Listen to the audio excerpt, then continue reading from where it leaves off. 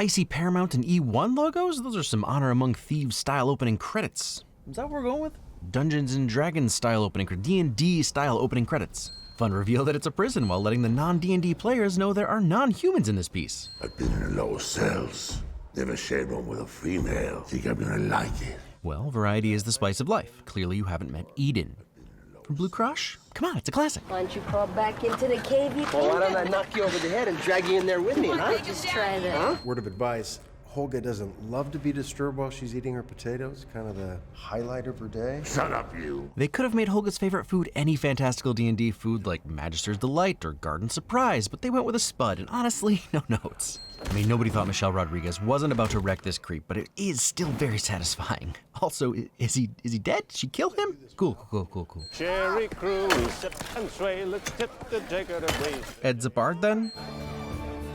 A bard. I should start by giving you some context. That sounds like a great idea, cause here's the thing. I don't play Dungeons and Dragons. In fact, I've never played Dungeons and Dragons. I'm not anti at all. I've watched some Critical Role and it sounds awesome, and sometimes I'm sad like I missed the boat. It just didn't happen when I was a kid, Satanic Panic, whatnot, so D&D was kind of considered bad and scary, maybe a tad evil. It honestly does seem like a ton of fun, I just haven't played. All that to say, even though we consulted with some experts and obviously did a ton of research, despite my best efforts, I'm definitely gonna miss stuff, mess stuff up, and probably insult someone's mother, so please don't go all Kargoth the Betrayer on me in the comments. Jonathan is on the council this time. He's an Aarakocra. And I love this overly long bit about Jonathan. If you know what an Aarakocra is, you might have a guess, but it just seems like there's something more intelligent going on. Notice that Chancellor Jonathan is not present. We were really counting on him to attend. So what's latest on Jonathan? Is he close by?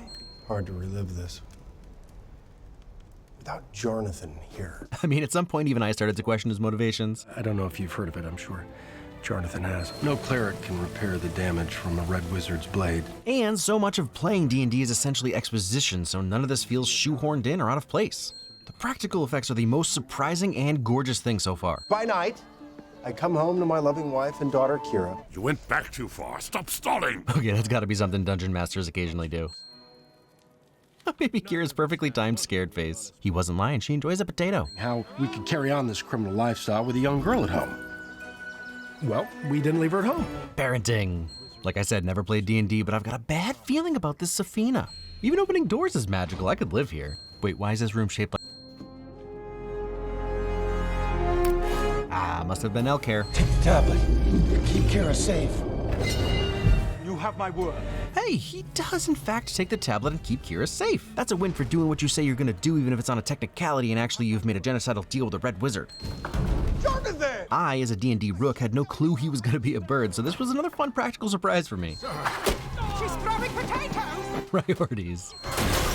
But we approved your pardon. A justice system that takes into account that desperate people do desperate things to feed their kids and keep their loved ones safe and not dead anymore? 2 traveling montages in 2 minutes is the fastest way to see some crazy locations. Must be coming in for the High Sun Games. You know, my dad took me to the last one before they were outlawed. Anyone win? One contestant made it to the final round before a monster ate his upper bodies, so... By now, you might think I'm not a huge fan of boxing as a sport. However, I am willing to make the statement that the High Sun Games do in fact seem worse than boxing. You're welcome. I made you these. What are they?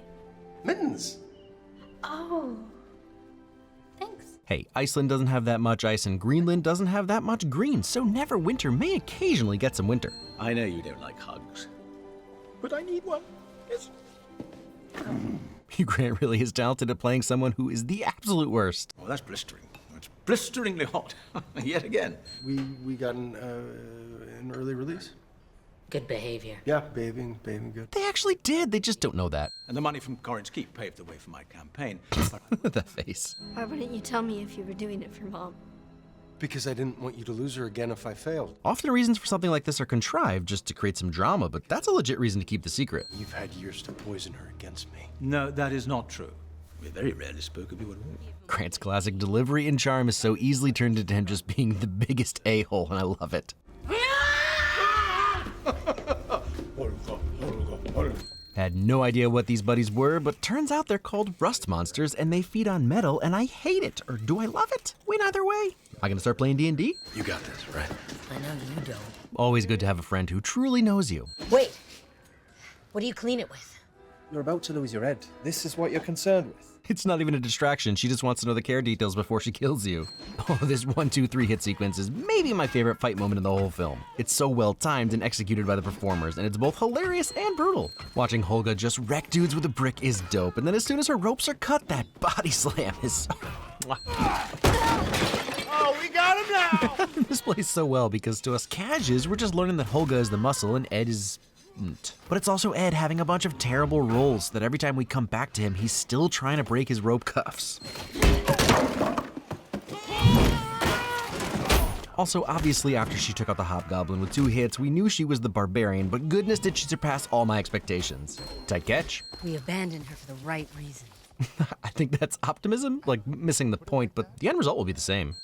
No one can hold a candle to this trick. Yes, yep, 100% love this character already. Okay, so the spell component, dial, or disc immediately grabbed my attention on the first watch. On further research, I've learned that folks have very strong opinions about this item, as traditionally it would have just been a pouch. Either way, I think it's awesome, and visually it's a fantastic way to show a way that spells might be put together. The cut from flying with this epic camera angle to dropping on the roof. Quick, Detective Pikachu's friend, catch those Pokemon! They can get in and out undetected as a mouse or A deer. Yes, a deer. They'll blend in with all the other deer in the castle. Don't mock me. Love how serious Holga is here. It's almost like someone stole her potato. She, however, found my lack of self-esteem unattractive. Not your best trait. Thank you.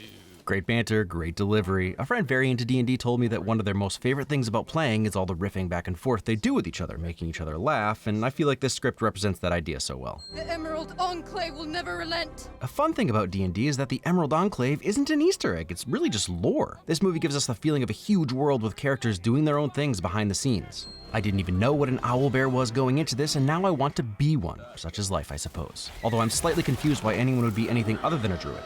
It's me, Simon. Simon who? Ouch. Oof, solidarity. I courted you. You said I made you feel sad. Not from anything I did, just from who I was. Oof, been there. Sad boys unite. Hey, that's a big tree. Those are normal-sized trees. That's maybe the Devil's Tower is actually a tree stump alluding to a species of megaflora that should fill you with both wonder and dread, and definitely never go down that rabbit hole on YouTube. More importantly, I love that the logs were clearly chopped or beavered, possibly, rather than cut with saws. Authenticity. I'm not doing this for the money. I'm doing this for the people who took me in when no one else would. So we'll keep your share then. Holga gets it.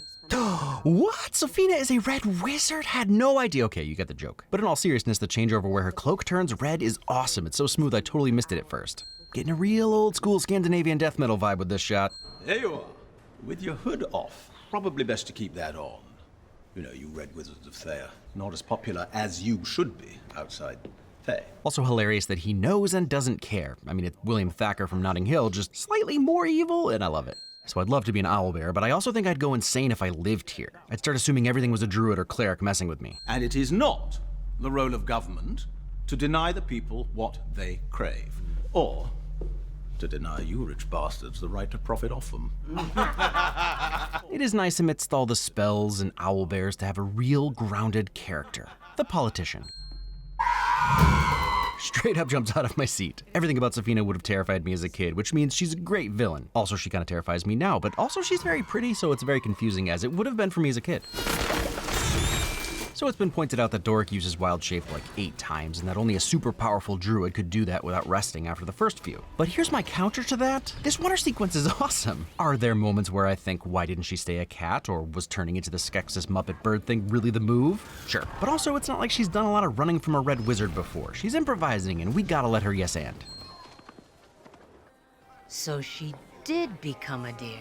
Only at the very end. And a perfect ending to this joke. 0 notes. Can't you just open it with magic? Ask him with magic. Just pay it with magic. And that's the quickest setup and execution of the comedy rule of 3s. King's Landing could never, especially because of, well, you know.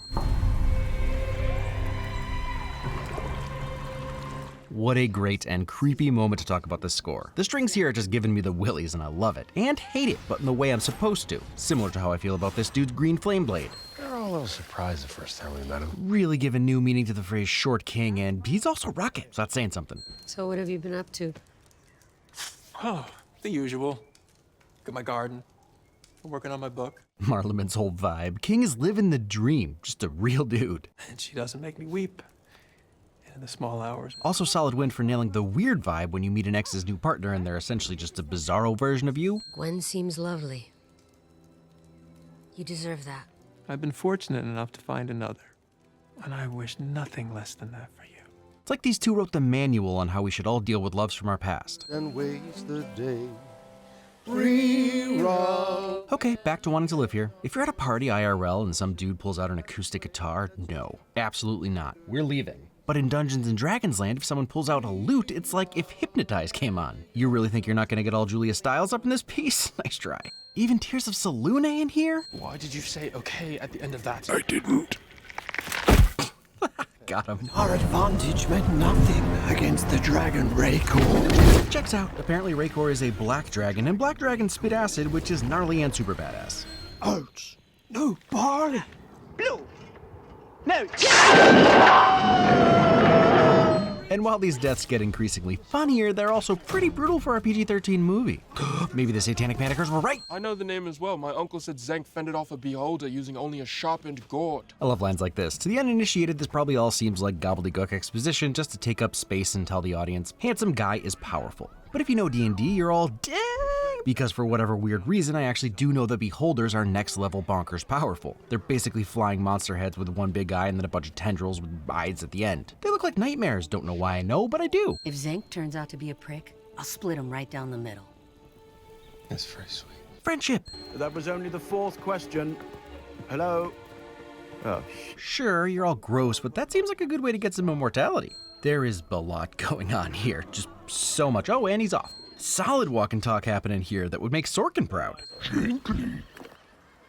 Gently to you as well, good sir. Generosity. You may have forsworn your oath, but your oath hasn't forsworn you. Just because that sentence is symmetrical doesn't make it not nonsense. Truth, thank you.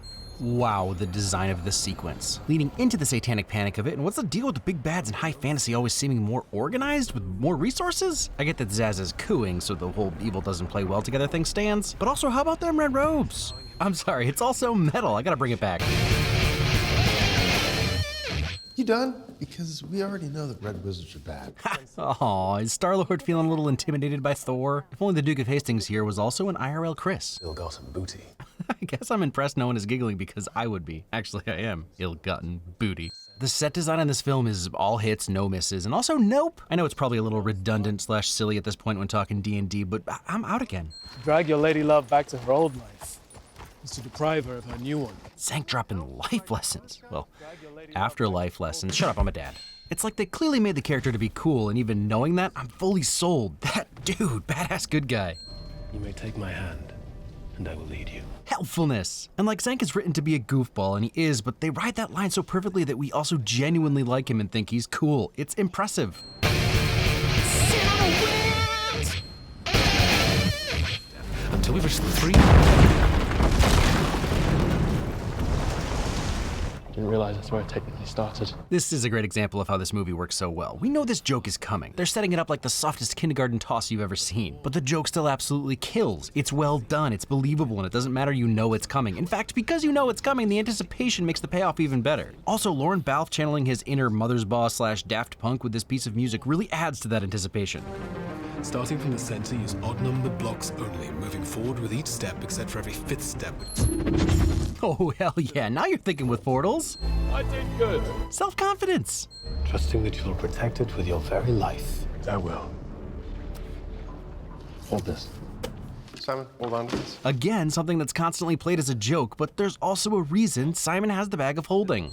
Yep, add that sword to the old Christmas list. Sword you can throw and still have some sword left over? Ah, the Green Flame Blade again. First appearing in 2008's Forgotten Realms Player's Guide on page 27, it's a first-level sword mage at will attack power, dealing fire damage to your target and a smaller amount of fire damage to enemies in the surrounding area.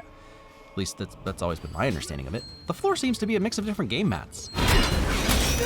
That's some badass resourcefulness. Honestly, this fight choreography is almost too impressive. And a casual behind-the-throat slice, that's a badass good guy. What? He's not even dead. I had no idea that what my life was missing was a chonky dragon, but now I never want to be without them, Rashad. Also, life goals. Penguin belly sliding to your food? Just a perfect round boy. That's an all-time hero shot right there. Honestly, just happy he's okay. This is your quest. From what I understand, this is exactly how you could have an NPC join your party for a few sessions. It even makes sense to have them be OP like Xenk so they can have fun and then make their exit after they help you complete a task. It feels very tabletop and also real at the same time. There he goes, just wandering off. He's coming up on a rock. Is he gonna go around? Nope. Right over the rock. And now he's full NPC mode since the DM just said, and Xenk walks away. This is while your guest NPC is gathering their coat to go home. Must be a multiverse movie since she's spaghettifying. Stop trying to capture him. You just have to let it go. I feel like maybe there's a message for him there about letting things go, but again, never played D&D, what do I know? Also, dragonflies are a symbol of transformation, adaptability, and self-realization, but who could say what that has to do with his dead wife? We must never stop failing because the minute we do, we failed. He's right, you know. At least that's how I trade stocks. Just make it not nonsense. Oh, God could kiss you. Try. I love. This entire sequence hurts my brain in the best possible way. And it's all awesome, but that shot alone is worth the price of admission. Ingenuity. Wait, she has a tail? Dang, it's been there the entire time. They would have feedback. I cannot express how much I love his little jump and heel kick. Makes me laugh every time, and I've watched it way too many times. My foot is stuck. Concentrate. Again, apparently concentration is very important for magic users, and this sneaking in failure reeks of another bad roll. Holga was right. What's wrong with my lips? They're too big for your face. What? I guess Nightmare Fuel can be funny. This behind the hero fight shot, plus the score is killer. I'm getting Goranson's Tenet score mixed with, actually, Yellow Jackets. I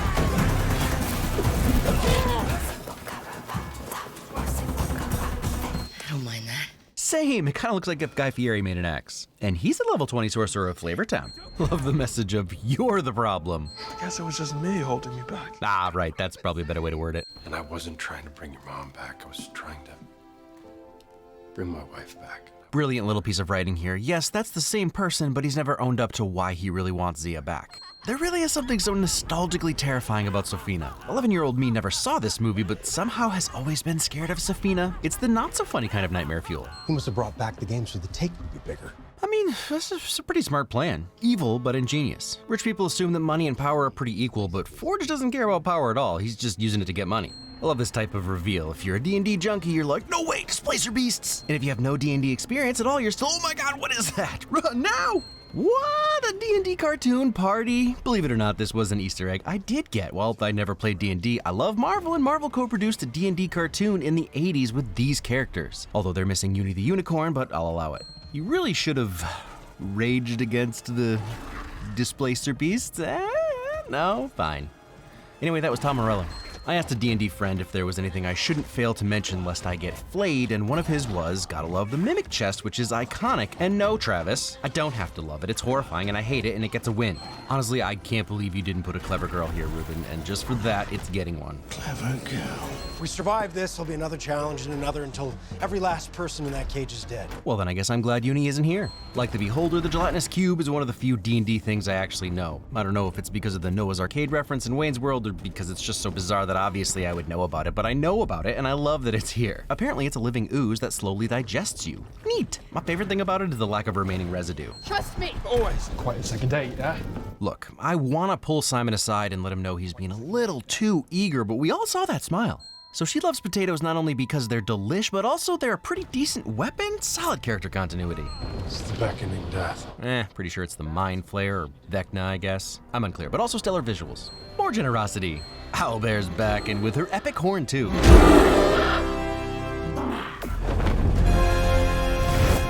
It's not exactly teamwork, but they're all helping each other out by taking the dragon's attention. Even when he's fighting, he's always executing a plan, not just swinging weapons around. All right, now she's Vecna.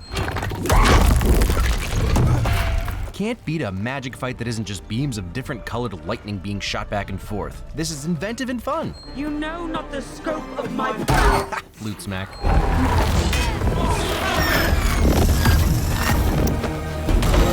Again, different magic and spells, all types of melee attacks with every strike and defense. Puny god wizard. It's a red wizard's blade. There's nothing I can do. And even if Simon did get better at magic, we're still in high fantasy and there are still rules. Sophina just did 2 9th level spells, Time Stop and Meteor Swarm. There's only so much Simon can do. I need you. I love the way this has been set up throughout the movie, while not really rubbing our faces in it, so we get that moment of, oh, this is his chance to selflessly do something for Kira. And the dragonfly cherry on top to help him let go. Don't tell me you wasted it on me. Tears and hugging. I'm with my people.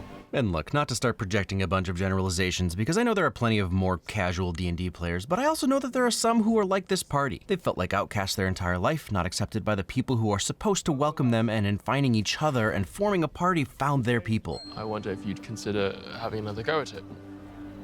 Yeah, all right. Yeah? Calm down. Right. I mean, but also maybe don't use your campaign as a dating service. Maybe sometimes do, just make sure everybody's about it. We all have our types. Amazing callback, and while it's no Rain on the Roof performed by Phoenix Buchanan, it's solidly the second best movie ending in a prison with Hugh Grant. And some inventive tabletop-looking credits replaying the events of the film. You can't go wrong with Tame Impala. Can somebody please ask me another question? Oh, hasn't he done well? Does that count?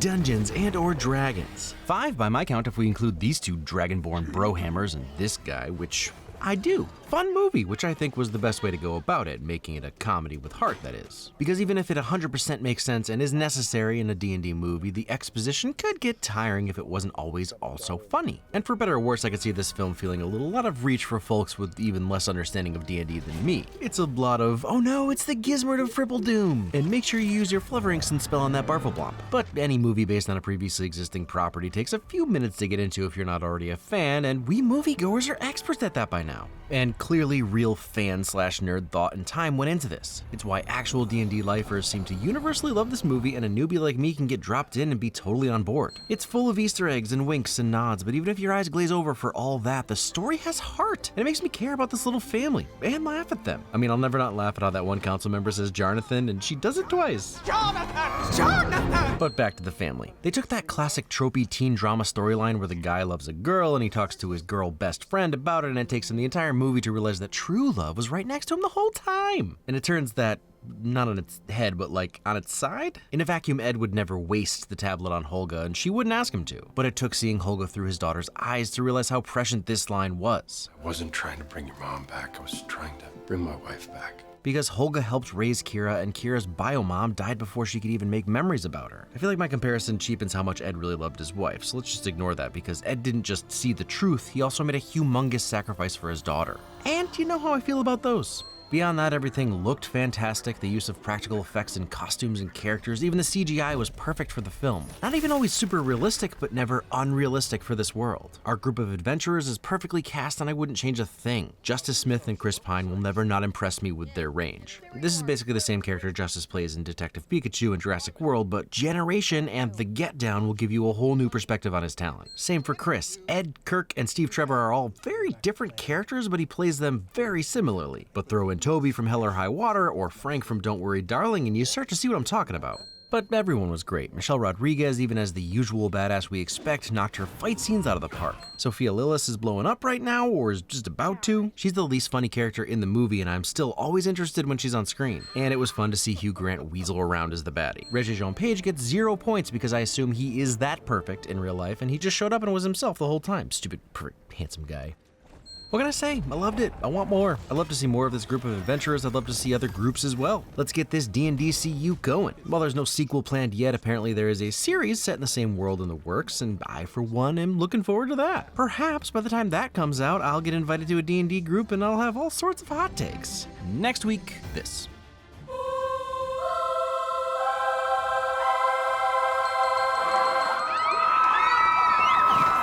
Braid, braid, braid, braid, braid, braid, braid, braid, braid, braid, braid.